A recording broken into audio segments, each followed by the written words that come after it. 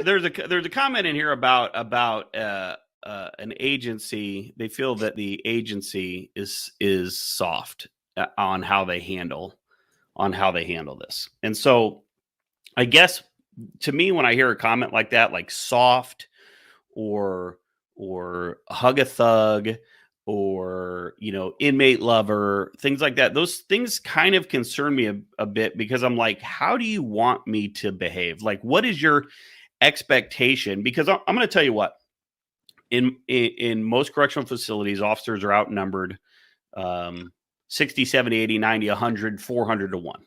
I mean, you're isolated, right? So your style may be able to, rule with an iron fist, if you will, but you're going to have some sort of rapport with that population. And so if you are, RoboCop with every interaction, and you're angry and you're like, no leeway, that's okay in some facilities, but I'm guessing that the blowback when that erupts, or the cooperation that you get at a later time when you need it, is going to be less than if you let me add this here. If you treat people like people, right? If you start way down here before jumping to this level, you may find yourself getting better cooperation. You may find yourself walking into a situation where you can resolve it without violence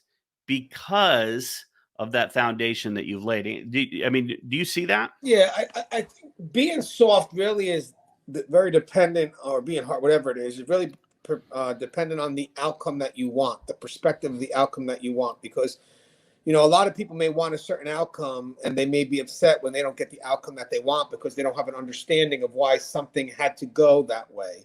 Right. As you start to move up, there is always going to be the bigger picture that's in play that may not be seen at that frontline level.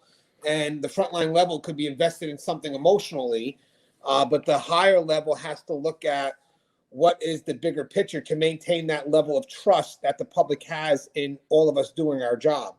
So what happens here is, sometimes we want an outcome so bad, but that we're not even willing to look at the fact that we're responsible for the outcome not happening that way, because we didn't invest enough in the reports. Or when they called me for a witness, I said, well, I gave you my statement already. Or, we did the report so quick that I got the inmate's name wrong or the number wrong. So, but we're still chasing after the charges, wondering why the charges aren't sticking. And then, when the truth of the matter is that we didn't invest enough time in the charge. Like, we did the charge because we were getting ready to get home in about 5 minutes. So we just put it up there, and now the inmate has their right to be heard. That's fair. That's what, got to present that picture. And in the process, when the hearing officer is looking for, witnesses and stuff to kind of push towards why the charge is needed, we get staff that just, they don't want to follow through. No, the charge is written, who's the inmate to call me as a witness? And, from their perspective, the disciplinary hearing officer, however it runs at your facility, supervisor, whatever it is, they need to also cross their T's and dot their I's to make sure that whatever decision's made, inmates could always appeal. They can appeal in-house. They could appeal to administration. And if that doesn't work, they could appeal to the appellate division. Right. So if there's any weakness that travels on the way up, it could hold some serious concerns as it gets past the facility and it moves up to the appellate division. So many concerns to the point where people start questioning the credibility. I mean, especially if it's something so simple as, we want this inmate punished for this. And by the way, the documentation is wrong. The name is wrong. All these other little things are wrong because no one's invested in it. And then when it gets to a higher level, all of a sudden it's like, hey, guys, all this stuff was wrong and the administration held on to that.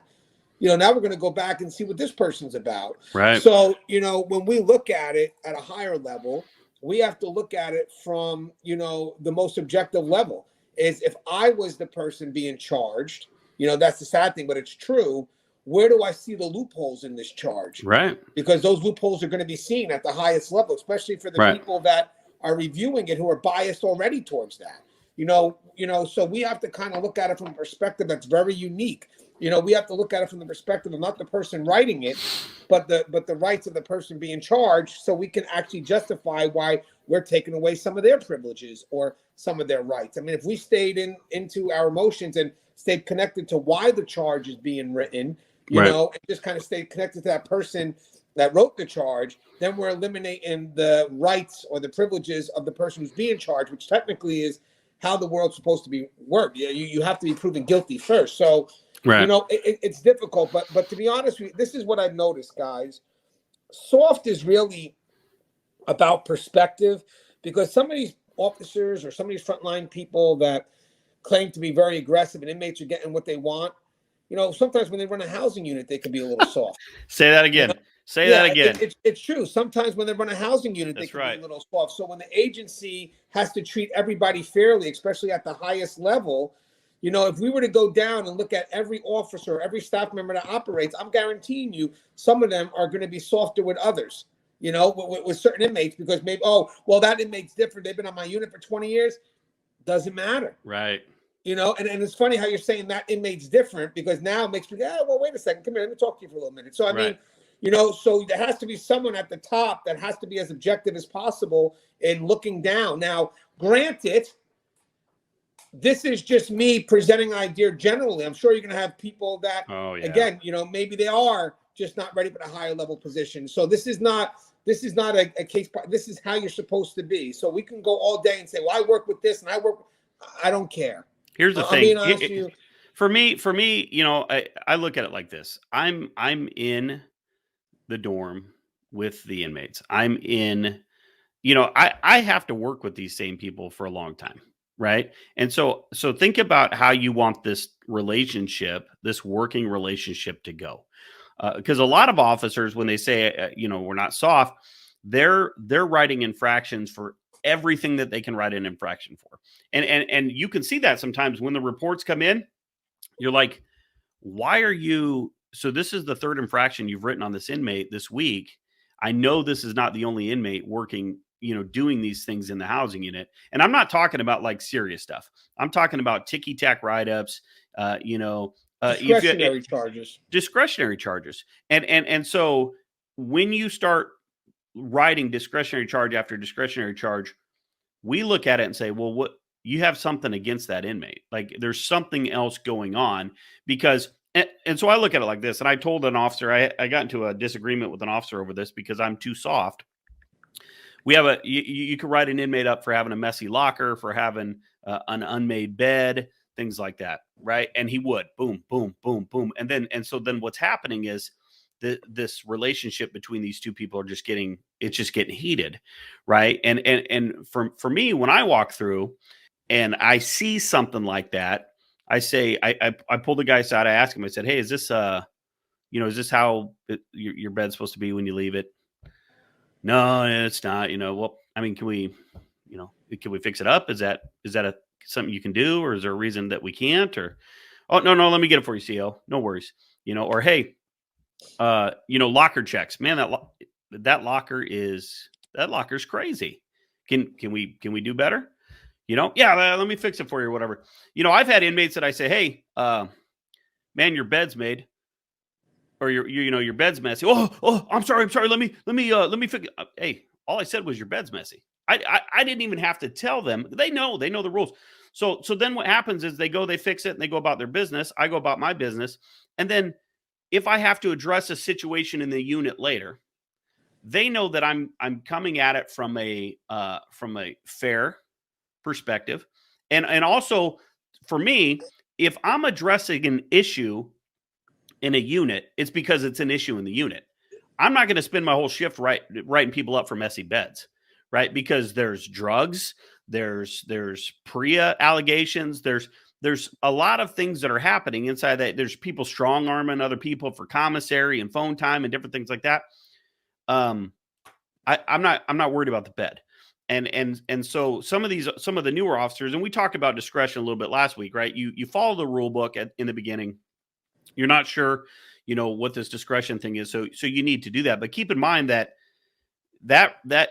working relationship that you form is kind of making inmates kind of see how you're doing it, right? And if you're busting chops, if you're locking them down for every single thing, they're going to react accordingly to that, and you're going to probably get less cooperation when you need them to do things than an officer who you consider to be soft.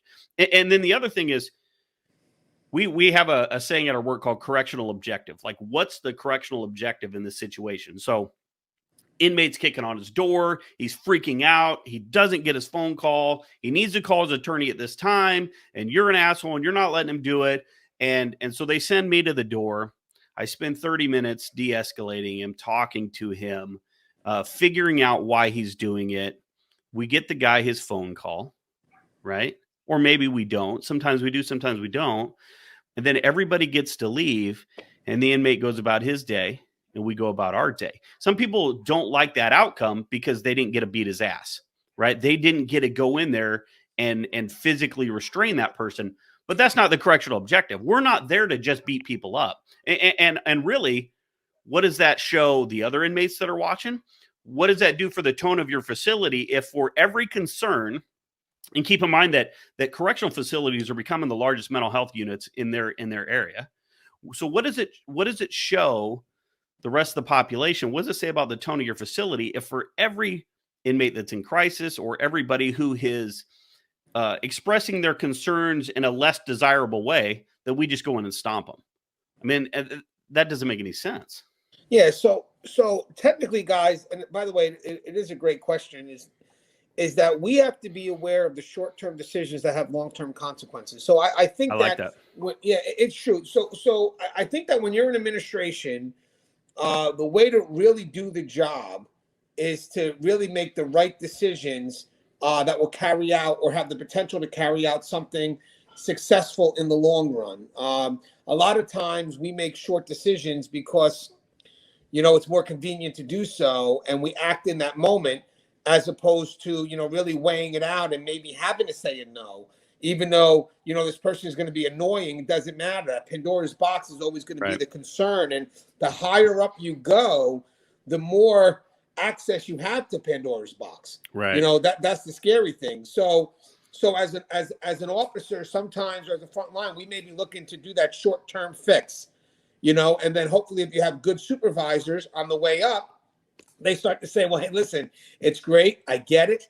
But having said that, if you do this today, this is what's going to happen tomorrow. And really, it's really with the yeses that we have to worry about. But sometimes even the no's, but mostly it's the yeses. Be careful when you say yes, because opening the door for one could open the door for many. Right. And I like to think on the administrative level, we're definitely there to mitigate the yeses, 100%. Now, if you do have some administration that is just giving out yeses because it's convenient to do so, that's on them. That's not what it's supposed to be about. That's why I said before Will was going into dialogues, I don't care about the individual, but I'm just telling you what it should be about, Right. So in the end, it's that Pandora's box. But for some people to think that, it's soft, it's really soft based on the outcome that you want, and how realistic is it to the long-term gain of what we're trying to do here. Guys, we're shifting right now. So every mission that we complete on the most immediate level has to connect with the vision. Now, if you don't understand what the vision is, because you don't want to understand it, or you don't think you're a part of it, whatever it is, then you're not going to understand the little things that we do every day in compliance with the bigger picture. So me and you could go back and forth all day about what's right and what's wrong. But in the end, guys, if you guys know that you're working for an agency that has committed to this vision, and that's what your agency is about, then you're in a better situation to answer why something had to be done this way or that way. Right. So I think a lot of times what the concern is right now is that there has been a shift. It is what it is. This is where we're headed. So there is a little bit of us trying to see where we could play into that, because we are part of that, guys. I mean, there's no rehabilitation without safety and security. So you have to realize we're a part of it. We're not an obstacle to it, because there are some that are going to, want to have a voice, but their voice just presents more of obstacles. Guys, that's not what we're about. We're about actually trying to move forward and relate to this vision. So what I would do is, when you have an outcome that you don't understand at first, before you become resistant, before you want to shit on admin and all this other stuff, because this channel really is about bringing people together. Because we could vent all day on a case-by-case basis because Smith was an asshole to you, but Smith doesn't represent all admin. Just like Jones doesn't represent all officers. We could do an adverse channel on LinkedIn about how all officers are doing this. They don't understand, and we have a right to vent now. And guys, at the end, venting in isolation brings nothing. We need to kind of bring it together. So having said that, what I would do is, if you feel that there's an outcome that did not match what you expected, which is fine, then make an effort to learn why. Not to chase a charge. We're not doing that because that's retaliatory. I'm going to write him again. I'm going to write him again until something sticks. Nope.